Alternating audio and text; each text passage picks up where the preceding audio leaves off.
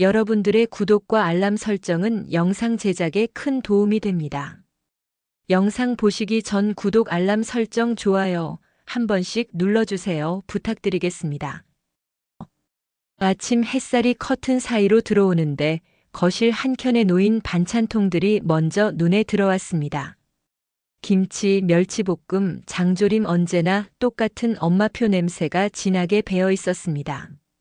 냉장고 문을 열면 마치 우리 집이 아니라 엄마의 부엌인 것처럼 그녀의 손길이 가득했습니다.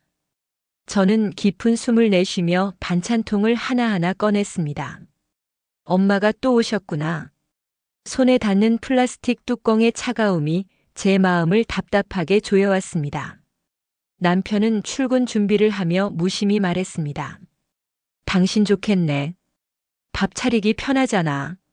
저는 억지로 미소를 지었지만 속으로는 복잡한 생각이 뒤엉켰습니다. 아이 책가방에 간식을 챙겨주며 엄마 목소리가 귓가에 맴돌았습니다. 애는 우유보다 두유가 더 좋아. 학교 끝나고 학원은 꼭 보내야 해. 내가 바쁘다 해도 아이 교육은 절대 소홀히 하면 안 돼.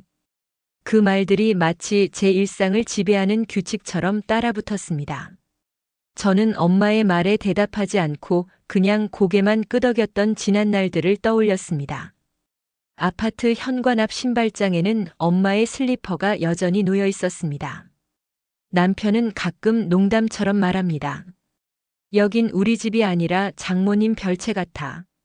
농담이었지만 제 마음을 콕 찌르는 말이었습니다.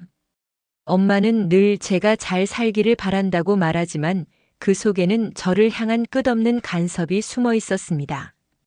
저녁 무렵 엄마가 또 들러 부엌에 서 계셨습니다. 김이 모락모락 나는 국을 끓이며 말씀하셨습니다. 너 바쁘다니까 내가 해놨어. 이건 애 먹이고 남편도 좋아할 거야. 저는 수저를 씻으며 짧게 대꾸했습니다. 엄마, 이제 안 오셔도 돼요. 저도 제 살림 챙길 수 있어요. 순간 엄마의 얼굴에 짧은 그림자가 스쳤습니다. 하지만 이내 무표정하게 웃으며 대답하셨습니다. 내가 힘들까봐 그런 거지. 엄마가 도와주면 좋잖아. 저는 그 말을 삼키며 고개를 돌렸습니다. 식탁 위에 놓인 반찬통이 불빛에 반짝였습니다. 그 통들이 마치 저를 억누르는 족쇄처럼 보였습니다. 밤이 깊어갈수록 제 안에서 두 목소리가 싸웠습니다. 창밖을 바라보니 맞은편 아파트 창문마다 다른 가족의 저녁 풍경이 스쳐 보였습니다. 웃음소리, TV 소리, 그런데 제 집은 이상하게도 늘 엄마의 목소리로 가득 차 있었습니다. 그날 밤 침대에 누워도 잠이 오지 않았습니다. 눈을 감으면 엄마가 제 부엌에 서 있는 모습이 자꾸 떠올랐습니다. 그리고 속으로 조용히 중얼거렸습니다. 토요일 저녁 집안은 아이 웃음소리로 가득했습니다. 저는 부엌에서 아이 숙제를 챙기며 저녁 준비를 하고 있었고 남편은 거실에서 TV를 보고 있었습니다. 그런데 그때 초인종이 울렸습니다. 예상대로 엄마였습니다. 양손 가득 장바구니를 들고 서 계셨습니다. 이거 시장에서 싱싱하길래 사왔다. 너 또 바쁘다 했잖아. 엄마는 아무렇지 않게 부엌으로 들어와 재료를 꺼내 놓았습니다. 저녁 식탁이 차려졌습니다. 김이 모락모락 나는 국, 고기, 각종 반찬들. 아이는 좋아하며 젓가락을 움직였고 남편도 맛있게 먹었습니다. 그런데 엄마의 말이 불쑥 튀어나왔습니다. 얘, 애 숙제는 봐주고 있니? 성적이 이렇게 가면 안 된다. 학원은 더 보내야지. 남편이 고개를 끄덕이며 대꾸했습니다. 그러게요. 우리 은영이 좀 더 신경 써야겠네요. 그 순간 제 가슴이 철렁 내려앉았습니다. 식탁 위에서 제가 완전히 투명해진 기분이 들었습니다. 저는 젓가락을 내려놓고 차갑게 말했습니다. 엄마, 제 아이 교육은 제가 알아서 할게요. 엄마는 놀란 듯 저를 바라보았습니다.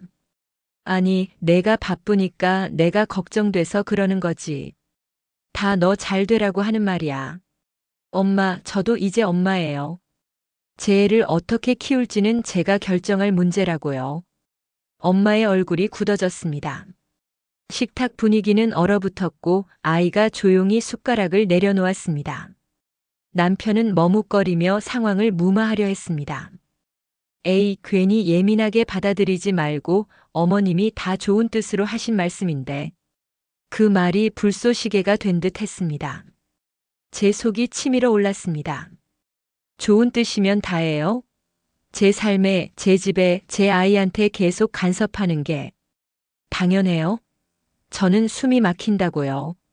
순간 엄마의 눈에 눈물이 맺혔습니다. 너 내가 그렇게 생각했구나. 나는 그냥 내가 외롭지 말라고, 내가 힘들지 말라고. 저는 더는 말을 잇지 못했습니다. 아이가 울음을 터뜨렸고 남편은 아이를 데리고 방으로 들어갔습니다. 남은 식탁에는 엄마와 저 그리고 식지 못한 국냄비만 남았습니다. 엄마는 떨리는 목소리로 말했습니다. 내가 그렇게 힘들었다면 내가 잘못한 거네. 근데 나는 그저. 말끝을 흐리며 엄마는 부엌 수건으로 눈가를 훔쳤습니다. 저는 차가운 목소리로 한마디 던졌습니다. 엄마, 제발 이제 제 삶에 발을 들이지 마세요. 엄마는 아무 말도 하지 않고 자리에서 일어나 신발을 신었습니다. 현관문이 닫히는 소리가 유난히 크게 들렸습니다. 거실에 혼자 앉아 있자니 벽에 걸린 가족 사진 속 제 얼굴이 낯설게 보였습니다. 웃고 있는 사진 속의 제가 오늘의 저와는 전혀 다른 사람 같았습니다. 며칠 동안 집 전화기와 휴대폰은 조용했습니다. 평소라면 하루에도 몇 번씩 걸려오던 엄마의 전화가 없다는 사실이 처음엔 자유 같았습니다. 아침에 눈을 뜨면 부엌에 엄마가 미리 채워놓은 반찬통이 없는 냉장고를 열었습니다. 텅 빈 칸을 보며 저는 이상하게도 숨이 트이는 것 같았습니다. 아이 도시락을 직접 챙기며 남편에게 말했습니다. 오늘은 내가 김밥 싸줄게. 괜찮지? 남편은 신문을 보다가 고개를 끄덕였습니다. 좋지. 그런데 장모님이 안 오시니까 좀 허전하네. 집이 조용해서. 그 말에 저는 손을 멈추었습니다. 점심 무렵 아이가 학교에서 돌아왔습니다. 식탁 위에는 제가 직접 만든 된장국이 있었습니다. 아이가 국을 한 숟갈 먹더니 말했습니다. 엄마, 이거 맛있다. 근데 외할머니가 해주던 거랑은 조금 다르네. 저는 애써 웃으며 대답했습니다. 이제부터는 엄마가 해줄 거야. 그것도 나쁘지 않지? 아이의 웃음소리에 마음 한켠이 따뜻해졌지만 동시에 뭔가 푹 꺼지는 듯한 공허함도 따라왔습니다. 밤이 되자 집안은 조용했습니다. 아이는 숙제를 하고 남편은 서재에 앉아 있었지만 저는 괜히 휴대폰을 만지작거렸습니다. 발신 목록에는 엄마 이름이 여전히 가장 위에 있었습니다. 전화를 걸까 말까 손가락이 망설였습니다. 하지만 결국 화면을 꺼버렸습니다. 며칠이 흐르자 집안 공기가 조금씩 달라졌습니다. 저녁 식탁에 앉아도 더 이상 엄마와 남편이 제 삶을 의논하는 일은 없었습니다. 대신 제가 아이에게 숙제를 물어봐주고 제가 요리를 하고 제가 결정을 내렸습니다. 처음에는 어색했지만 점점 자신감이 붙었습니다. 그러던 어느 날 동네 마트 앞에서 우연히 엄마의 친구를 만났습니다. 그녀가 무심히 내뱉은 말이 가슴을 찔렀습니다. 내 엄마 요즘 기운이 없어 보여. 병원도 다니는 것 같던데 너는 모르니? 저는 아무 대답도 하지 못했습니다. 발걸음은 집으로 향했지만 마음은 흔들렸습니다. 그날 밤 침대에 누워도 잠이 오지 않았습니다. 자유를 얻었다고 생각했는데 엄마 없는 하루하루가 점점 무겁게 느껴졌습니다. 저는 베개를 끌어안고 속삭였습니다. 창밖에는 가을바람이 스쳤고 멀리서 들려오는 기차 소리가 마음을 더 쓸쓸하게 만들었습니다. 저는 점점 결심이 굳어갔습니다. 엄마와 거리를 둔 지 보름쯤 지났습니다. 냉장고 속 반찬통이 줄어들었고 전화벨도 덜 울렸습니다. 그런데 그 고요함 속에서 저는 알 수 없는 허전함을 느꼈습니다. 마치 무언가가 빠진 듯 집안 공기가 텅 비어 있었습니다. 주말 오후 시어머니께 안부 인사를 드리러 갔습니다. 오랜만에 찾아뵌 시어머니 댁은 잔잔했습니다. 거실에는 오래된 가족 사진이 걸려 있었고 테이블 위에는 약봉지가 가지런히 놓여 있었습니다. 시어머니는 작은 안경을 고쳤으며 저를 맞이하셨습니다. 아이고, 은영아. 얼굴이 좀 수척해졌네. 무슨 일 있니? 저는 억지로 웃으며 고개를 저었습니다. 아니에요, 어머니. 그냥 요즘 좀 바빠서 그래요. 차를 따르며 시어머니가 제 얼굴을 가만히 바라보셨습니다. 그 시선이 따뜻하면서도 날카롭게 마음을 파고드는 것 같았습니다. 결국 저는 참지 못하고 털어놓고 말았습니다. 사실은요, 친정엄마랑 크게 다퉜어요. 제 집안일, 아이 교육 하나부터 열까지 간섭하시거든요. 제가 숨이 막힌다고 했더니 마음 상하셔서 그 뒤로 연락도 끊으셨어요. 말을 하며 제 목소리가 떨렸습니다. 눈가가 시큰거렸습니다. 시어머니는 잠시 제 말을 들으며 고개를 끄덕였습니다. 그리고 잔잔하게 말씀하셨습니다. 나도 며느리 발목 잡고 싶을 때가 많았어. 내가 요리하는 걸 보면 이건 이렇게 해야 한다. 저건 저렇게 해야 한다 말하고 싶은데 꼭 삼켰지.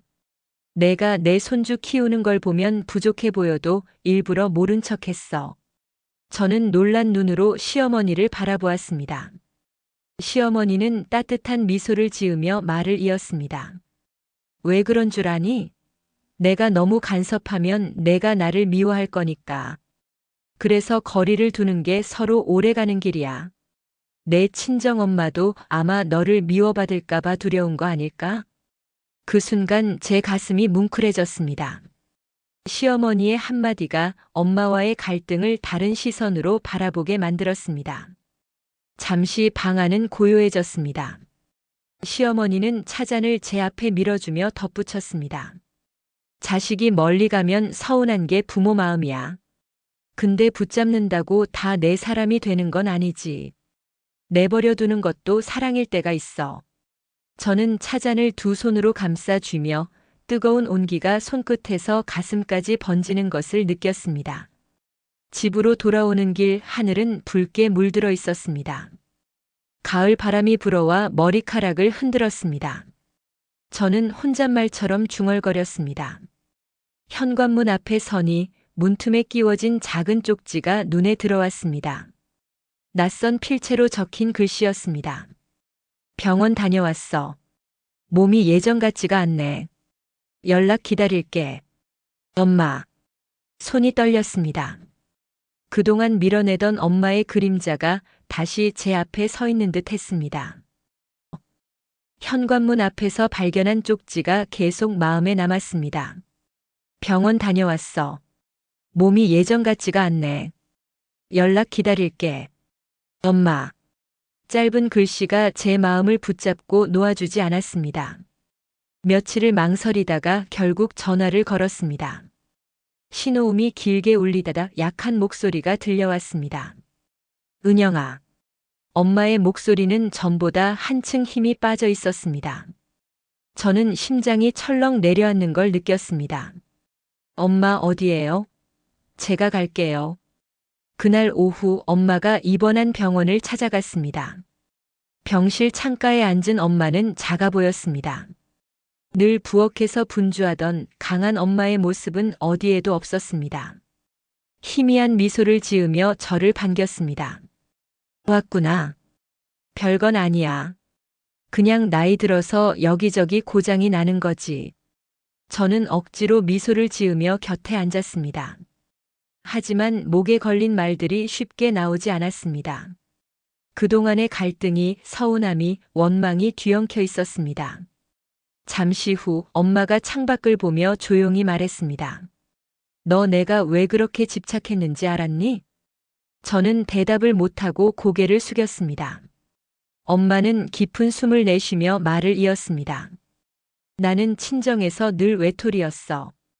오빠들만 귀하게 대접받고 나는 집안일만 해야 했지. 결혼하고도 마찬가지였어. 내 할머니한테 인정받은 적이 없었어. 늘 어디에도 속하지 못한 기분이었지. 엄마의 목소리가 떨렸습니다. 눈가가 젖어들었습니다. 그래서 너라도 내 곁에 두고 싶었던 거야.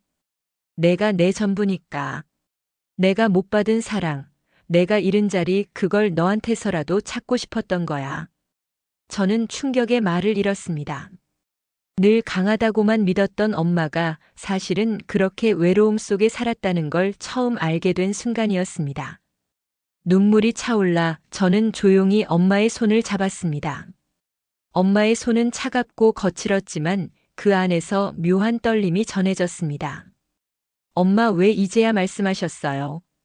엄마는 고개를 저었습니다. 엄마 체면에 어떻게 그런 말들을 하겠니? 그저 내 옆에 있으면 덜 외로울 줄 알았어. 그런데 너한테 짐만 됐구나. 저는 고개를 세차게 저었습니다. 짐 아니에요. 엄마 때문에 힘들었던 건 사실이지만 그래도 엄마가 없었다면 전 여기까지 못 왔을 거예요. 엄마는 제 손을 꼭 잡으며 처음으로 제 눈을 똑바로 바라보았습니다. 그 눈빛 속에는 억눌러온 서러움과 동시에 미안함이 섞여 있었습니다.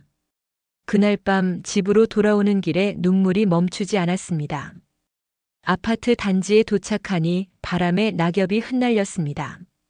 가로등 불빛 아래에서 낙엽이 빙글빙글 돌다가 결국 바닥에 내려앉는 모습이 엄마의 인생 같아 보였습니다. 엄마의 병실을 나선 뒤에도 마음은 복잡했습니다. 엄마가 제게 털어놓은 고백은 충격이었고 동시에 가슴을 찌르는 아픔이었습니다. 하지만 그날 이후 저는 매일 엄마에게 전화를 걸지는 못했습니다. 이상하게 두려웠습니다. 전화기 너머로 또다시 간섭과 잔소리를 들을까봐, 아니면 엄마의 외로운 목소리를 감당하지 못할까봐. 며칠 뒤 병원에서 전화가 왔습니다. 엄마가 갑자기 상태가 악화되어 중환자실에 옮겨졌다는 소식이었습니다. 손에 들린 휴대폰이 미끄러질 뻔했습니다. 병원으로 달려갔습니다. 하얀 불빛 아래 차갑게 울리는 기계음이 제 심장을 후벼 팠습니다. 침대 위에 엄마는 산소 호흡기에 의지한 채 의식이 희미해 보였습니다. 저는 엄마 손을 붙잡으며 속삭였습니다. 엄마 은영이에요. 왔어요. 저 여기 있어요. 하지만 엄마는 눈을 뜨지 않았습니다. 눈물이 뺨을 타고 흘러내렸습니다. 뒤에서 의사의 목소리가 들려왔습니다. 환자분 가족분이시죠? 심장에 무리가 와서 상태가 위중합니다. 언제든 준비하셔야 할 수도 있습니다. 그 말은 제 귀에서 폭탄처럼 울려 퍼졌습니다. 며칠 동안 저는 병실을 지켰습니다. 그런데 이상하게도 엄마는 제가 곁에 앉아 있으면 눈을 뜨지 않았습니다. 마치 제 존재를 모르는 듯 깊은 잠에 빠져 있었습니다. 어느 날 밤 잠시 병실 밖으로 나갔을 때였습니다. 간호사가 다가와 조용히 말했습니다. 따님 오시기 전에 환자분이 잠시 깨어나셨는데 은영이 오지 말라고 하시더라고요. 힘들게만 한다고. 순간 다리가 풀려 주저앉을 뻔했습니다. 눈물이 쏟아졌습니다. 엄마의 진심을 이제야 알게 됐다고 믿었는데 여전히 벽은 무너져 있지 않았습니다. 그날 밤 병원 복도 끝 창가에 서서 저는 하염없이 밖을 바라보았습니다. 유리창에 비친 제 얼굴은 낯설었습니다. 눈물에 얼룩지고 입술은 파르르 떨렸습니다. 며칠 뒤 엄마는 다시 의식을 잃었습니다. 이번에는 더 깊고 멀리 가버린 것 같았습니다. 침대 옆에 앉아 아무 말도 할 수 없었습니다. 엄마 제발 한 번만 눈 떠주세요. 제가 잘못했어요. 엄마를 원망해서 밀어내서 제 살만 찾겠다고 소리쳐서 그게 다 제 잘못이에요. 제 목소리는 떨렸고 손은 얼어붙은 듯 차가웠습니다. 아무 대답도 돌아오지 않았습니다. 병실의 시계 초침 소리가 유난히 크게 들렸습니다. 돌아오지 않는 발걸음처럼 엄마와 나 사이의 거리는 점점 멀어지고 있었습니다. 며칠째 이어진 병원 생활 속에서 제 마음은 부서져 가고 있었습니다. 엄마는 여전히 의식을 회복하지 못했고 저는 병실 옆자리에 앉아 하루하루를 버티고 있었습니다. 심장 박동 소리가 모니터를 타고 규칙적으로 울릴 때마다 제 심장도 따라 뛰는 것 같았습니다. 어느 날 밤 엄마가 아주 잠깐 눈을 떴습니다. 희미한 눈빛이 나를 스쳤습니다. 저는 자리에서 벌떡 일어나 엄마 손을 붙잡았습니다. 엄마, 저예요, 은영이. 엄마의 입술이 미세하게 움직였습니다. 왜 왔어? 힘들게만 하잖아.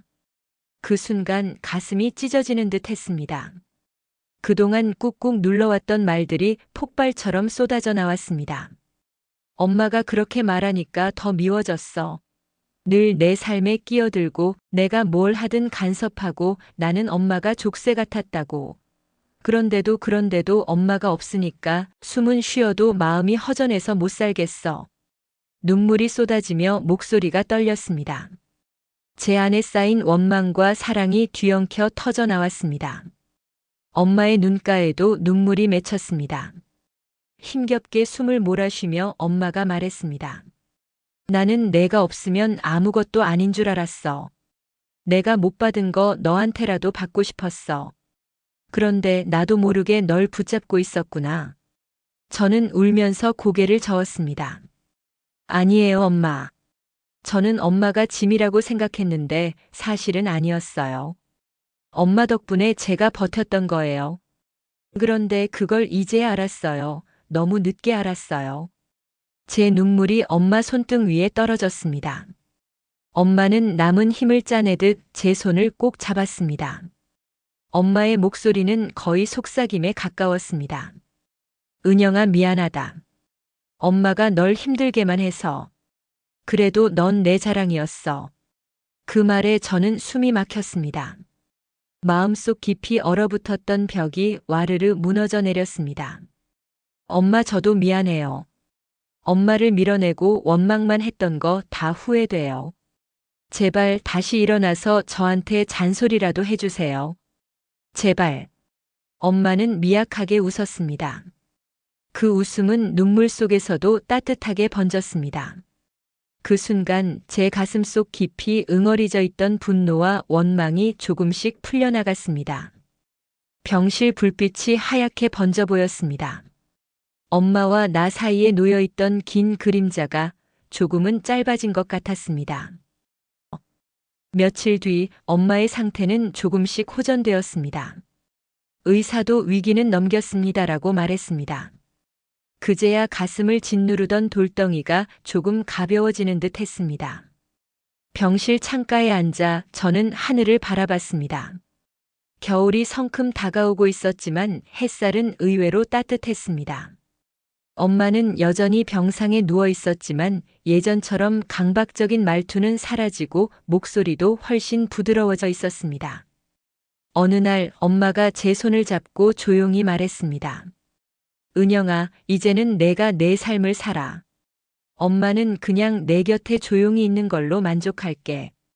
그 말에 눈물이 핑 돌았습니다. 늘 집착과 간섭으로만 느껴졌던 엄마가 이제는 저를 놓아주려 한다니. 저는 웃으며 대답했습니다. 엄마, 그래도 가끔은 잔소리해주세요. 그게 엄마가 살아있다는 증거잖아요. 엄마는 힘겹게 웃었습니다.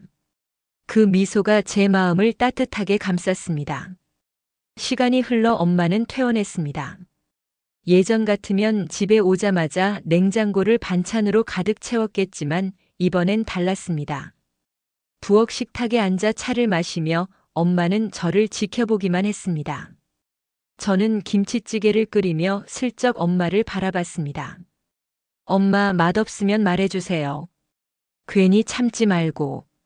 엄마는 고개를 끄덕이며 말했습니다. 아니야, 내가 하는 게 더 맛있다. 이제 내가 배우면 되겠네. 그 순간 저는 웃음을 터뜨렸습니다. 예전 같으면 상상도 못할 대화였습니다. 밤이 되자 엄마는 아이와 소파에 나란히 앉아 TV를 보았습니다. 아이가 깔깔 웃을 때마다 엄마도 따라 웃었고 그 소리가 집안 가득 퍼졌습니다. 저는 그 소리를 들으며 부엌에 서서 조용히 눈물을 닦았습니다. 세월이 흐르면서 엄마의 몸은 여전히 예전 같지 않았습니다.